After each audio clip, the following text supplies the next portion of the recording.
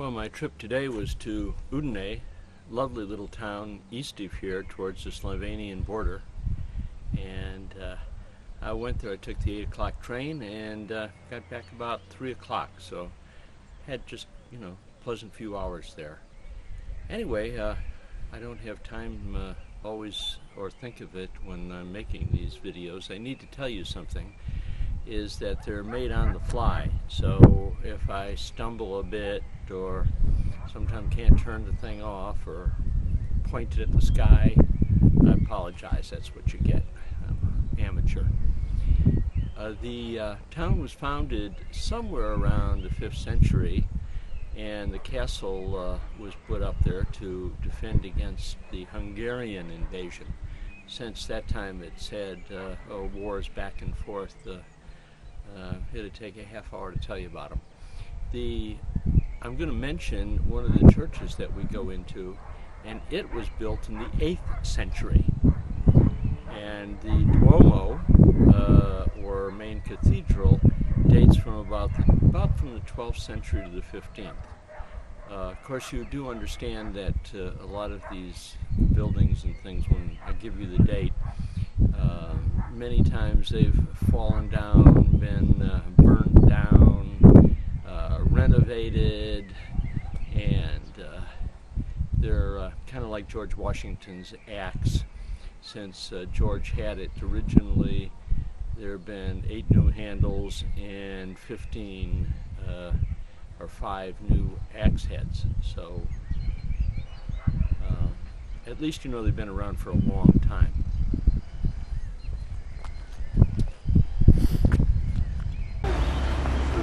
So we have arrived in Udine. Let's see what far off and exotic kind of things we can find here. Oh dear. Oh my. Just like home. Well, just to make up for my little joke about the McDonald's, show you a much nicer place that greets us here. Some gardens near the Square of the Republic. It's a government building in the background. By the way, I have a map, as I have maps of most places, and so I have some idea when I get off the train where I'm going and what direction to head in, which is kind of handy. And on the other hand, if I wander around all day and get myself a little lost, I can whip it out and usually find my way back. If you don't have a map, many cities have these maps scattered around the city, and they're in bronze or something and brightly colored, and it's not too difficult to figure your way around with them. And they have a list of just about everything you'd want to look at. The only problem, they're not very portable. Right now we're about right here. Actually, more to the point, we're right here. And we're not too far from the center of town right now. And so let's walk over there. This is the Piazza in front of the or town square in front of the Duomo, or main cathedral, and kind of like that little tree there made of flowers. And there's another map, and kind of an interesting tower there. Seems like the tree is higher than the tower.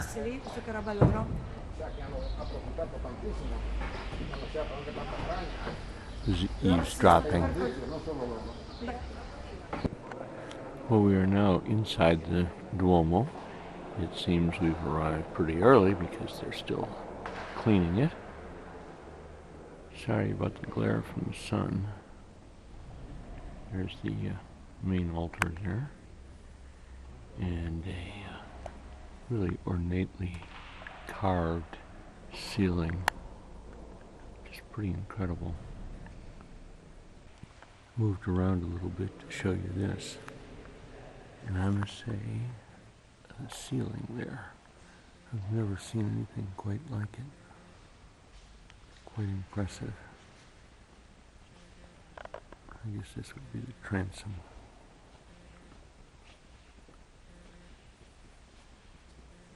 Beautifully carved wood with detailed statues. Well, there's a museum attached to the Duomo or cathedral, but it's a little before 10 o'clock, as you can see up on that clock tower there. And so we're going to take a look at this, what I think is really a magnificent main town square. And I'll show you closer looks at everything a little bit later, but for right now, just a kind of a sweeping vision of it. Yeah, great place. Well, Udine is a fairly small town, and there's not a whole lot to see here, but I really like it. It seems very comfortable, and I'll be showing you lots of pictures of the town square here, I guess. This is the Liberty Plaza, you would say in English.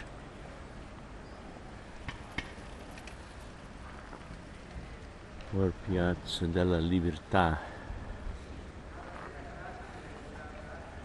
A lot of shops down that way, some of them very expensive as I recall.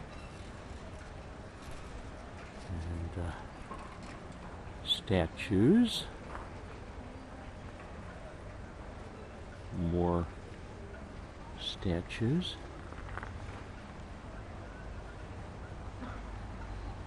If we go to the right here, we'll be traveling up to the castle pretty soon.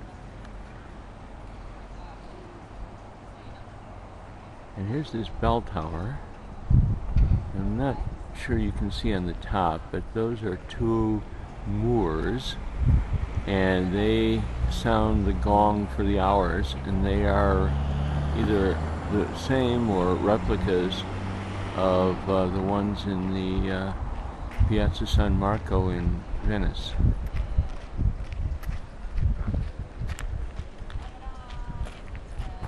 Portico or loggia.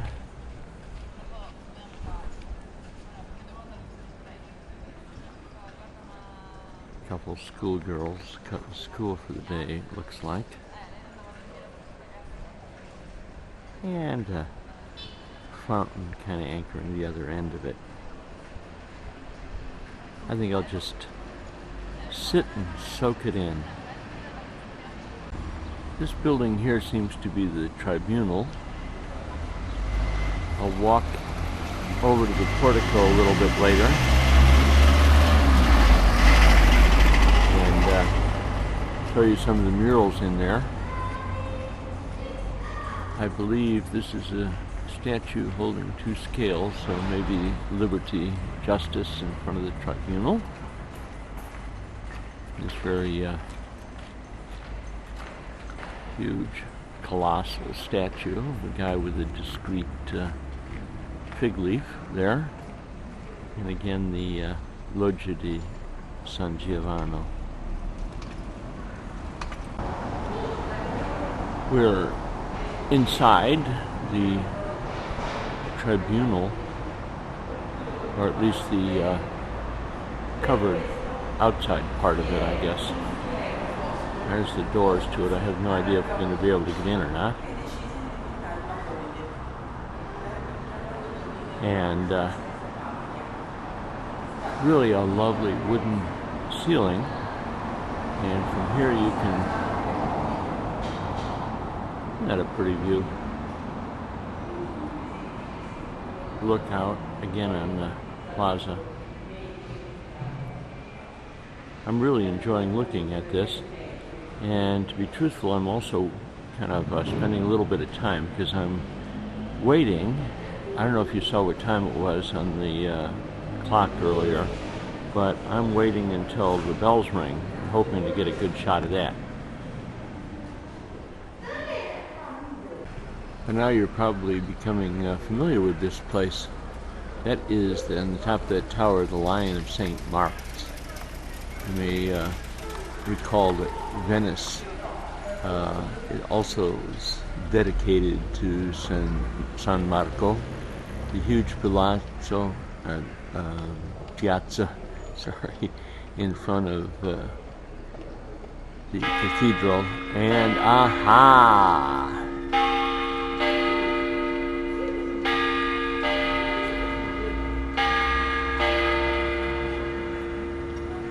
Well, they don't seem to be moving.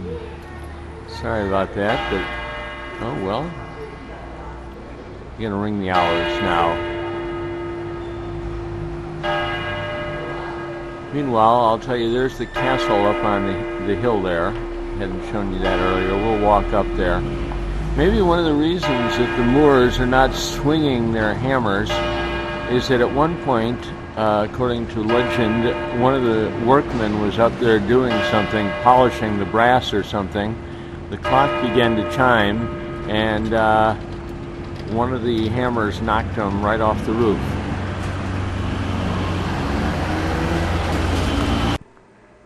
Well, the museum is open, and we're in the oldest part of the Duomo, and there are what must have been just wonderful, brilliant frescoes here, but as you can see, they're in a really sad state of repair. Throughout Italy, you encounter things like this. You can see how beautiful they must have been, but there seems to be no money for restoration. And I assume it's not only fairly expensive, but they would want to do it with historical correctness and all that. And as you see, some of the figures are barely recognizable, just shadows of their former self. We're in another room now, more frescoes. A really very well preserved triptych, I think, and some vestments from the past, very ornate. And I see a sarcophagus over there. Let's go take a look at it. Okay, this is the main room. There's a sarcophagus there. I haven't figured out who's buried in it yet. But I'm going to buy a guidebook here soon. Figure that all out. And now we're looking up at the vaulted ceiling here.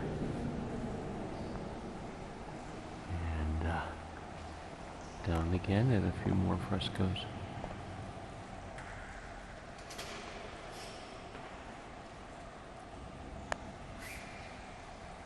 Okay.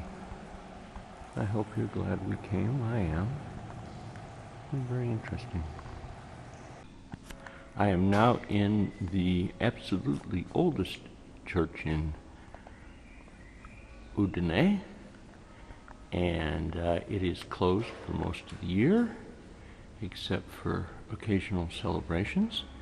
But the lady that you see over there works in the cathedral and has been kind enough to obtain the church key here and walk me over about 2 blocks and show me this, which is absolutely marvelous.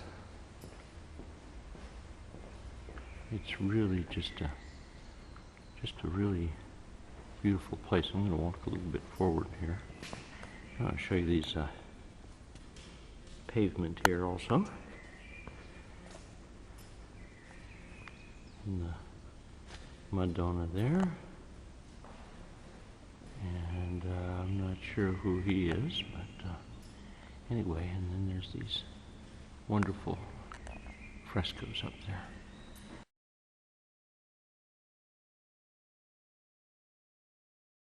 And right under the vaulting. I don't know if you can see that one. I wish I had a decent telephoto lens. There is the tower of the church that we were just in, and I have some materials from it which I'll read and maybe share with you later. But first of all, I want to show you this. This is the castle, back entrance, and I just had another one of those truly amazing experiences. Oh wait, I'm going to turn around here and give you something to look at. This is the large grassy area in front of the castle, and it overlooks the entire city. And so in a minute we'll go over there and do that. Somebody lying on the grass taking advantage of this beautiful day. But I wanted to comment that the woman that I was just with and let me in the church, her name is Delle, and while I was in the Duomo, she offered to come here, open up this church, which is, as I said, one of the few times it's open during the year, and show me the church and also part of this museum in a guided tour, which was just absolutely lovely. And our entire conversation was in Italian. So somehow I stumbled through that pretty good. I'm feeling proud of myself. I'm bragging. So be it. Well, another hour has passed, and I'm sitting here on this bench and giving you another look at this huge, lovely, grassy spot. I'm going to go over there and have a cup of coffee in a little while. But you can see what just a perfectly glorious day this is. Let's go look over the city and see if I can show you a picture of the mountains in the distance. Well, as promised, here's one half of the view. Here's the larger city of Udine, and I think you can just barely see those mountains in the distance. It's kind of hazy today. It's been raining a day or two ago, and I think that it's not smog or fog, it's just kind of haze. There's that bell going again. Okay, we'll go look at some other stuff now. Well, I walked over here to show you that church over there because the bells were ringing on it. It's 11 o'clock now. And discovered down below here, where I can't get at it, just various pieces of masonry or masonry and bits and pieces of statues that have broken apart and stuff. I don't know if these are current or Roman, but it's quite a collection.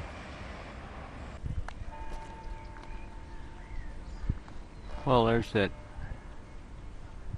church we were in earlier, a little bit of a close-up of it, and I'm going to walk around now and show you the front of it as well.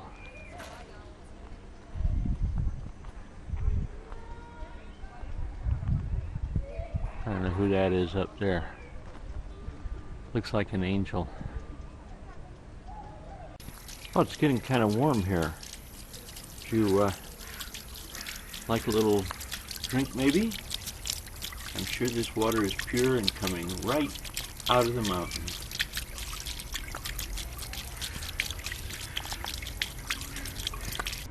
Okay, now that you've had a drink of water, here's another view, the other side of the church. And a little peaceful kind of garden here. I think I'll probably take advantage of.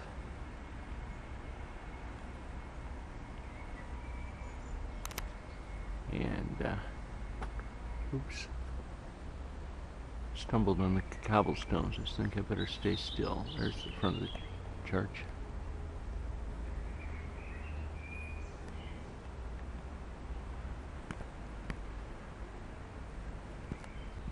Now we're going to walk back down that way towards the center of town again. And here's another nice portico that we can walk under. But today is kind of a little shady, not too warm yet, so I think we'll stay on this brick walk now. And down at the end of the walk is the back side of that clock tower, and literally the back side of the moors.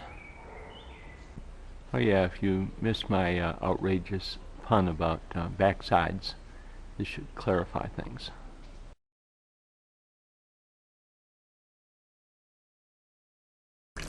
Well, just in case you missed it or are still thirsty, there's another little drinking fountain here. I like that. They seem to be all over town. I don't know, I just drank from them. Never had any problems yet. Well, you know my love of rivers and water, so you might guess that if I walked far enough and looked hard enough, that I would find a little stream running through town. Not much, but it's kind of pretty, and it's a residential neighborhood. Oops, I stepped off a curb there. And from the looks of it, this house here just may be open. I could live along a stream like this. Well, I wouldn't exactly call this another Venice, but if you walk far enough and long enough, like I said, you will discover more cute little places. Balconies hanging over the river, a little bridge there. I'd have to have a place I would live that I could have a drawbridge and pull it up at night. I'm just walking along the street and I saw this sign, and what I think is pretty clever is all over Europe, no matter almost where you go, you park your car and they'll have the curb painted blue or some such, and then you know that you have to pay for parking. And what you do here is you come to this little machine here and you put your money in, and it gives you however much you pay for, from, in this case, a nickel to €2, and then you put it in your window like this. Seems to me a lot better idea than bunches of parking meters all over. Well, my wandering has led me to a little park. I love making these discoveries of nice quiet places, especially in the middle of a busy city. And so we're going to go sit here a little while, and then we're going to go head off that way where you can see that bell tower and hear the bells, because there's a church there I saw a picture of in a guidebook, and it seems to have really beautiful art inside of it. First we'll sit a spell. I chose to sit where we could look at this marvelous tree. Just me. It must be centuries old. And it's just, I don't know, it has its own spirit. absolutely beautiful. I would say I could sit here all day, but you know me, gotta be on the move. I probably won't.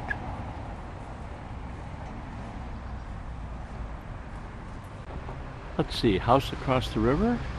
Or maybe house just across the park we were just sitting. Wonderful balcony. I'm sure nice neighbors. Decisions. Okay, I'm going to try to do this unobtrusively, but these people here in uniform are members of the famous Alpini troops that fought in World War II. And if you notice their feather in the cap, that's one way of identifying them. So I'll try not to stand here too long. Well, we're at the Church of Santa Maria delle Grazie, and I don't know what's going on, but the troops that I took pictures of earlier, there's just tons of people floating around in uniform, so evidently it's some big day. The church is open, so I think I'm going to walk over there and see if we can't get in and maybe find out what's going on.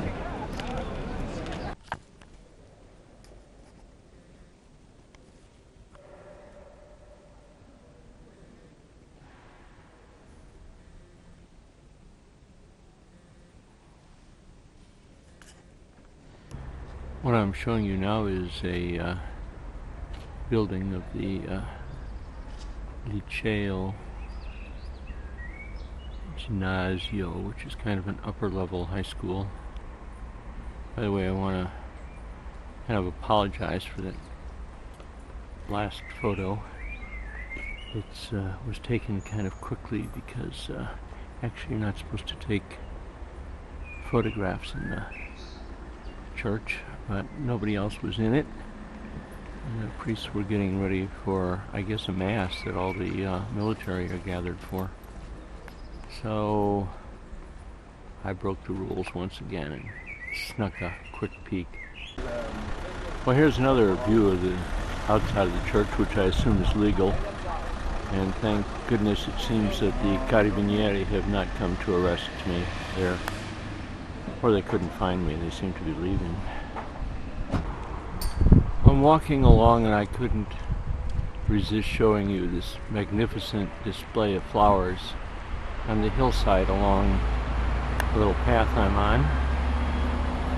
And they're just really beautiful, really neat. All swaying in the breeze.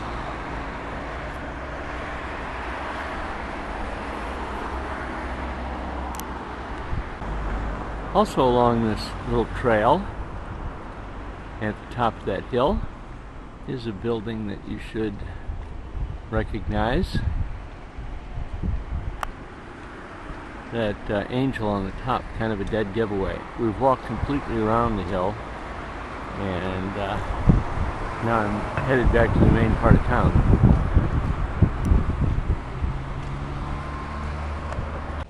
Here we are, back close to where we started. I just wanted to take one long, lingering look at this place. I really think it's kind of special. You'll notice by the clock up there, it's almost 1 o'clock. A few minutes ago, I stopped for a, thought I was going to say gelato, didn't you? No, this time I decided I needed a treat and I stopped for a glass of wine. Okay, back to the train station. I'm still headed for the train station, but I took essentially what's the long way home. I wanted to show you one of the old city walls, or part of one of the old city walls and battlements here. There's not much left of it. Well, as you can see, we're on a train Avvisiamo i clienti che viaggiare sui treni senza biglietto o con il biglietto non convalidato comporta una multa fino ad un importo di 200 euro nelle regioni dove prevista o di importo a norma di legge. Trenitalia sta intensificando i controlli a bordo treno. Trenitalia ringrazia per la collaborazione. Well, I wanted you to hear that. The announcer was just telling us that if you don't validate your ticket when you get on, you are going to get a huge fine of about 100 euros, plus you're going to have to pay the cost of the ticket. Anyway, we're whipping along here. Well, usually Mussolini, they say, made the trains run on time. Well, things have kind of fallen apart since then, I think. This train was about a half hour late today. But then again, every train I've taken today has been late, so I'm not sure what's going on. I think it may be some kind of mini strike. They don't have strikes like in the U.S. where they just, go away and stay away until they get what they want. They, how about that? Another train. They just, for a couple hours or part of the day or something, just enough to mess things up and annoy everybody and let people know they want what they want and they want it when they want it. Anyway, it may have happened today. They may have had a few wildcat strikes here because a lot of the trains were late. We're coming into another little town here. See a church tower there. And the reason I'm showing you this is because we can hear the aha. Siamo in arrivo a Pordenone. All right.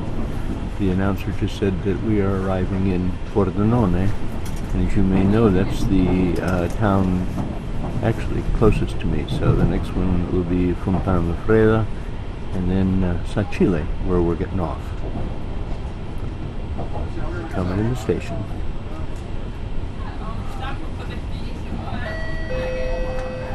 Avvisiamo i clienti che viaggiare sui treni senza biglietto o con il biglietto non convalidato.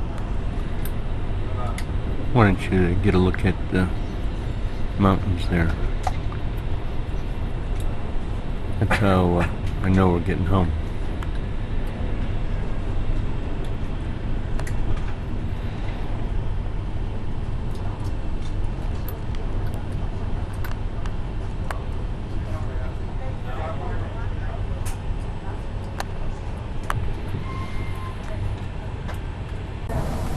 I meant to show you a parting shot of what the train looks like inside.